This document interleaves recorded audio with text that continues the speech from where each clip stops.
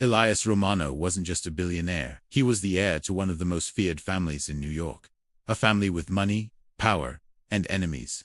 After refusing to join the family business, Elias became a target. Not from the outside, but from inside his own bloodline. So he vanished.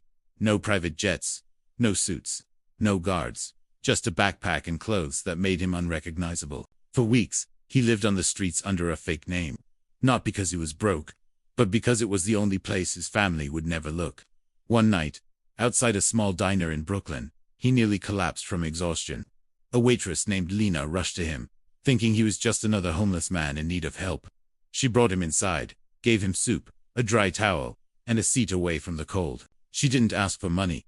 She didn't ask for his past. She only said, "Everyone deserves a warm place to breathe." Days turned into weeks.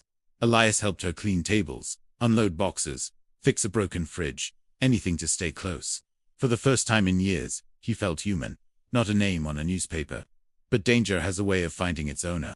One night, two men in black suits walked into the diner, his family's men. Elias froze. Lena noticed, but before she could speak, he whispered, "If they see me, you're in danger too." He slipped out the back door, but one of the men recognized his walk.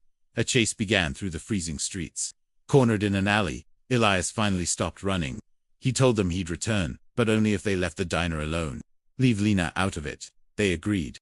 The next morning, Lena found a handwritten note at the diner. "Thank you for giving me a life worth returning to.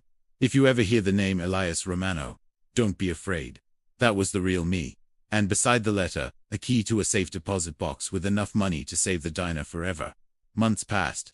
One afternoon, a long black car parked outside. Elias stepped out, not hiding anymore. The family war was over. He had taken control. Lena stared at him in disbelief. He finally said the words he never had the courage to say. "You saw me when I was no one. Can I show you who I really am now?" She didn't say anything. She just grabbed his hand and pulled him inside the diner. And that was the beginning of a new chapter. One he didn't have to run from.